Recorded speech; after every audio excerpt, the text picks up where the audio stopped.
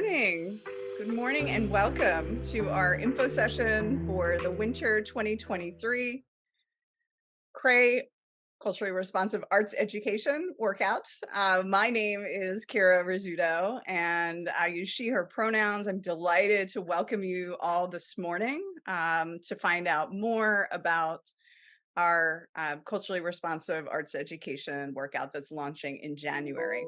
As you noted when you came in, this is being recorded so that we have an opportunity for those who are not here to be able to view it from our website. We have some information to share with you. And we hope that as we're sharing that information, you'll be preparing some questions, and we certainly have saved some time for those questions at the end of this session. So once again, welcome. Thank you for being here. For those of you who are live and for those who are watching this recording, we're glad that you took the time. So I would like to turn it over to the creators of the workout. Take it away, team. Thank you, Kira, and always a gracious welcome. We too are very excited to have you here today and to have the opportunity to talk a little bit about the Crae workout. But first, let's do a little bit of our introductions. I am Wendy Lisko. I am the Executive Director of Arts Ed New Jersey. And I came to this work through a trajectory from education. Then I spent 20 plus years as a theater director, producer, dramaturg, many of those years right here in New Jersey at the George Street Playhouse.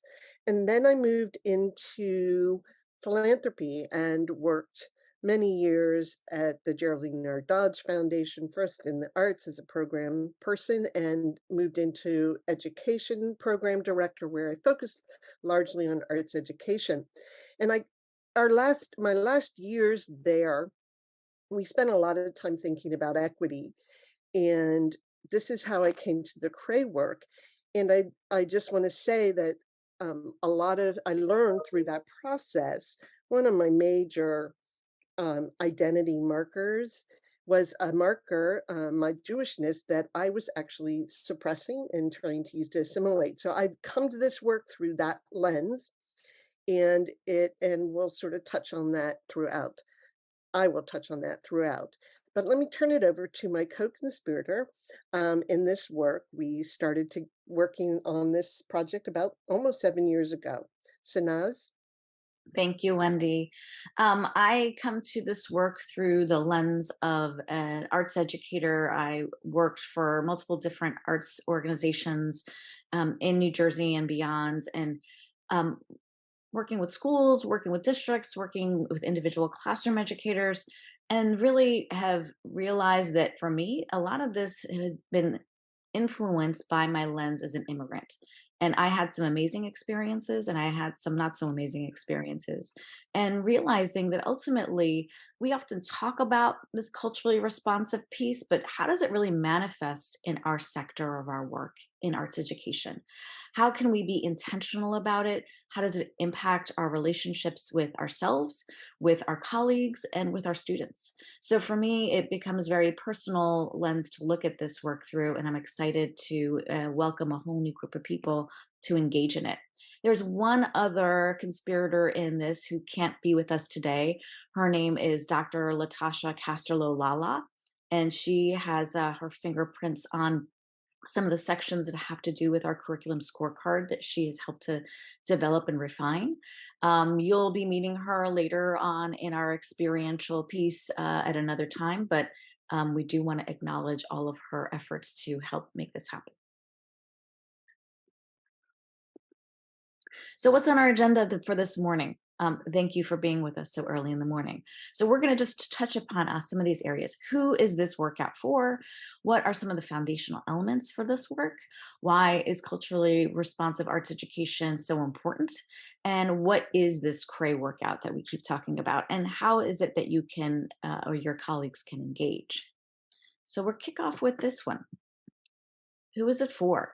So, when Wendy and I were really talking about this work and developing this concept, we really were focusing on those in the education and the nonprofit sector. And because of our deep connection to Arts Ed New Jersey, and now Wendy's new role as executive director in Arts Ed New Jersey, we really had the focus of it being for arts education professionals. So whether you're a teaching artist, whether you're a classroom arts educator, whether you're a supervisor or administrator of this work, whether you just want to make sure that culturally responsiveness is embedded in your work with young people, this is a great place for you to start your journey or continue your journey. And really, this work is really applicable for adults and young adults as well.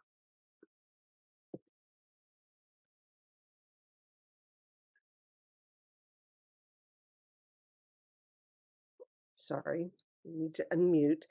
Um, some of the key elements that the whole workout is based on are creating a space and culture and a book that is foundational. And I want to just walk you through some of those elements. First is this container. This idea that we don't want to just bring you to the table. We also want to set the table in a safe way so that the conversations are not at all like some of your Thanksgiving family conversations, but that they are taking place in a safe space. But since it's really complicated to have us create a safe space for every single person at every single moment, because if I'm feeling safe, there's possibly somebody else who's not, we are aiming for a brave space. And in that brave space, we use a variety of techniques. One will be some community agreements that we will share with you early on before you start the Crae workout, that we ask people to all engage in and use not only for the workout, but as they have conversations around the things that they are learning through the workout. We will also be spending a great deal of time digging into the concept of culture, because culture is the first letter of the Crae workout. And also this idea that culture is the foundation of and our starting point for all intercultural efforts, but it is a very difficult and complex idea and concept. And so we will spend some time talking about culture.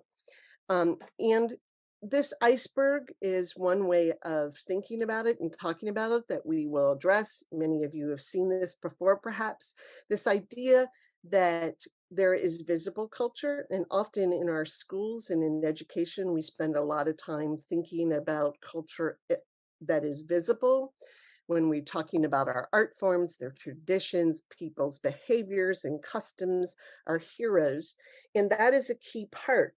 But a lot of this journey is actually exploring the culture that is below the surface, our worldviews, our assumptions, our beliefs and attitudes and perceptions.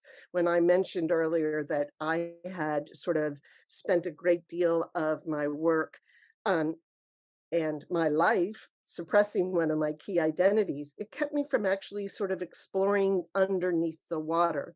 And this process allowed me to really dig deep and understand how my worldviews, my beliefs and attitudes actually came into my work and how they showed up every day. Another tool that allows us to start thinking about culture and what is in our suitcases. You may have heard of ideas around what's in our backpack.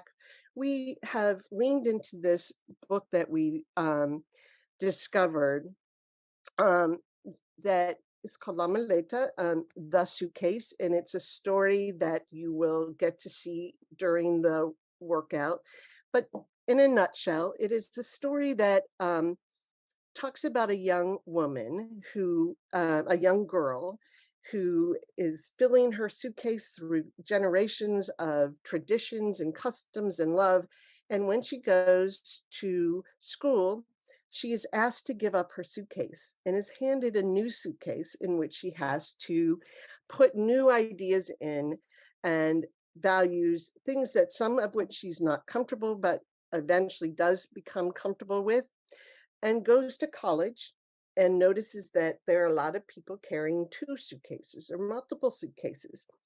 And it makes her understand that she maybe didn't need to give up that suitcase, and she goes back to school and finds it. And it's through this metaphor that we look into our own suitcase, and we start looking into the suitcases our students carry. And we weave it into an art making experience that we'll talk about later. So why engage in this? Why is the Crae workout something you might want to invest your time into or participate in the virtual guided conversations?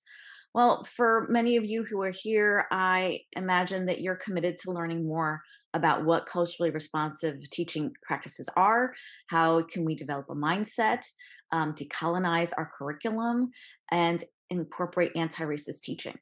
uh, this curated process that is it's asynchronous, where you can take the work and look at the work on these three levels: the individual, how do we address this within ourselves, what does it mean, because we always bring ourselves to any classrooms that we're in; the interpersonal, with our relationships with our students, our relationships with our colleagues; and then the institutional level, what are the systems. And sometimes systems have developed and built, and the consequences of those systems are sometimes not intentional, sometimes they are intentional, and to unpack them and how can we adjust our systems to match our beliefs and our values.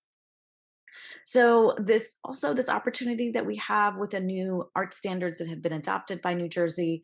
Many of you might have also had the opportunity to revise or update your curriculum. How can you also update our lesson plans? We'll be talking a little bit more about that, and really embedding equity into those plans. Also, the professional development hours are available through the guided conversations, thanks to our partners at ArtsEd New Jersey, that you can get some additional hours if you participate in those. And this opportunity to join a community, which really Wendy started off with at the beginning, right? This opportunity to have like minded people who can help to um, guide us collectively through a process. Wendy and I are still on our journeys. Wendy talked a little bit about hers. Um, the fact that this is ongoing, never stops, that we continue to self investigate and to reflect on our practices.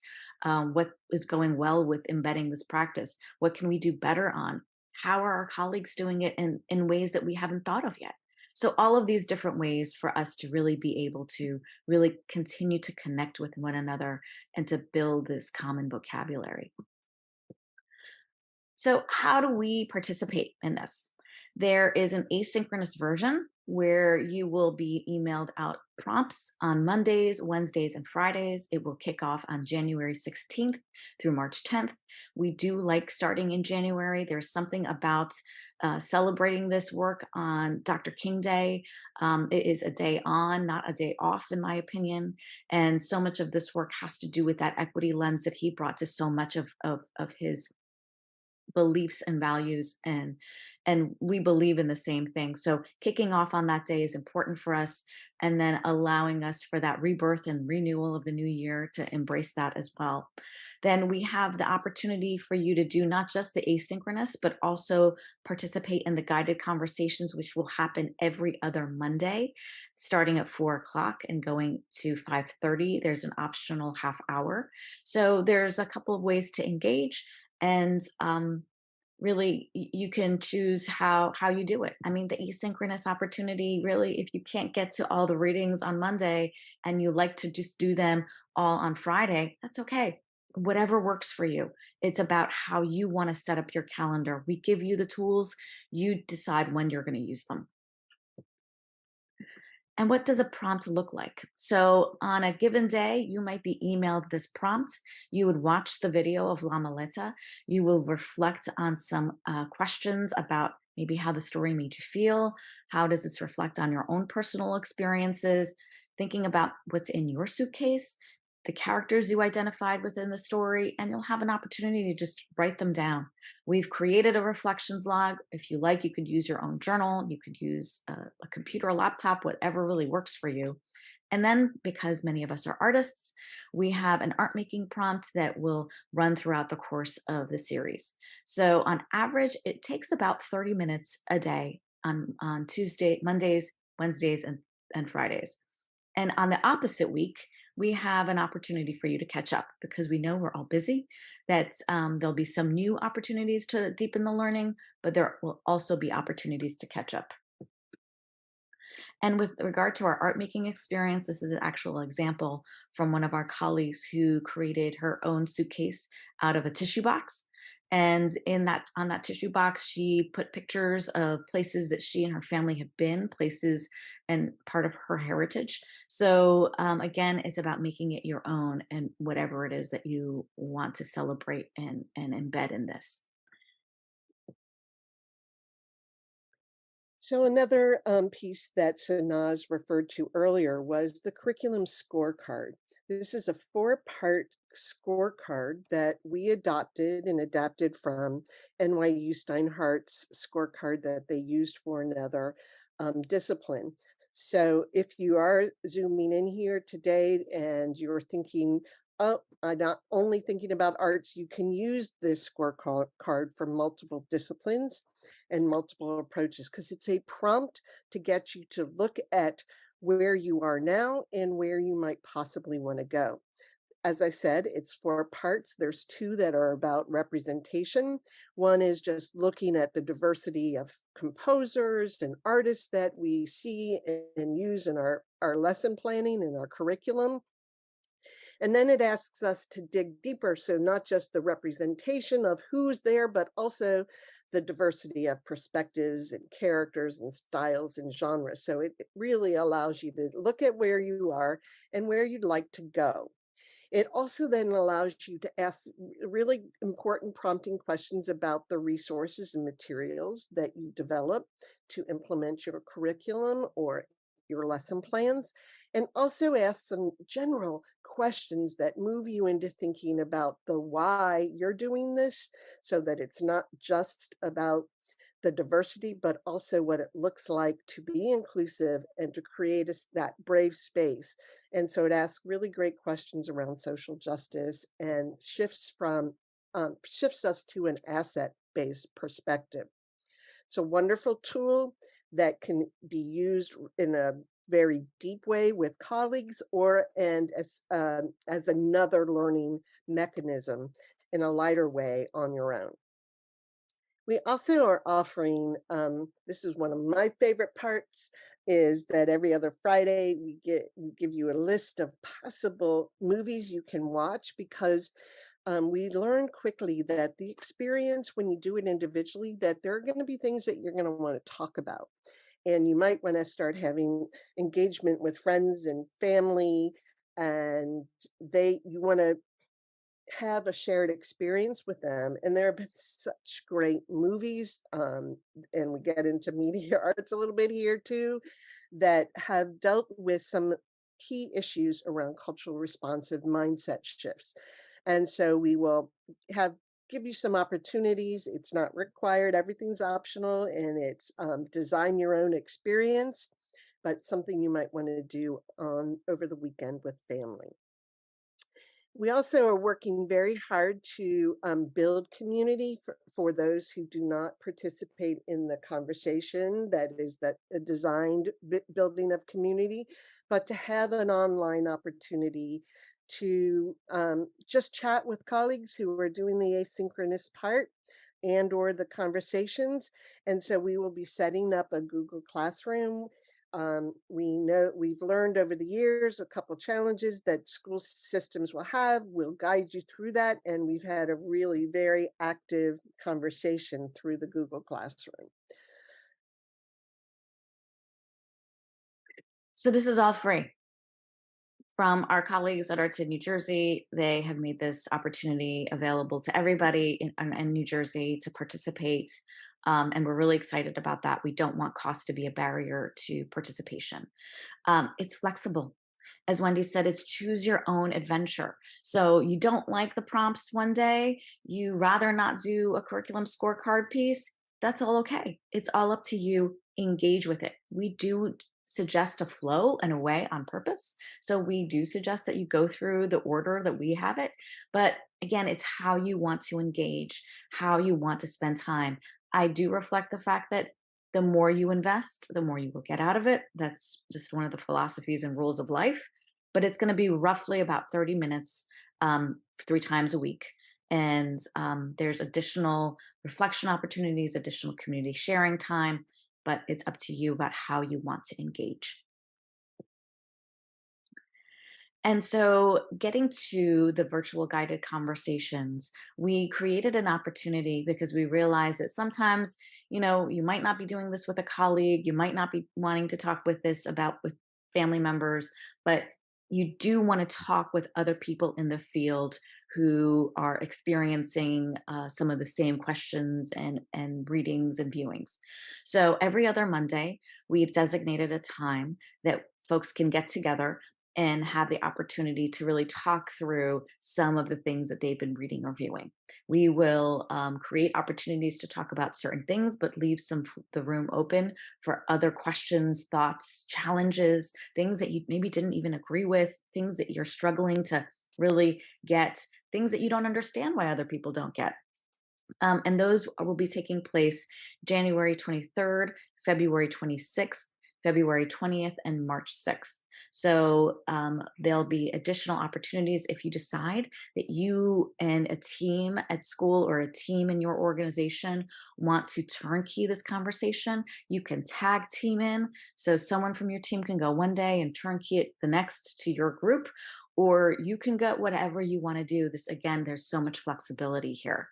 And this idea of creating your own peer learning community is really exciting to Wendy and I, because as she said, um, when you have a group of people that you're experiencing this with, you get to hear other perspectives. You get to hear other people's aha moments. And we feel that when there's a team of people going through this, there'll be possibly more significant adjustments and realizations through that process. And through the guided conversations, you can again earn up to 8 hours of PD credits through our partners at Arts at New Jersey.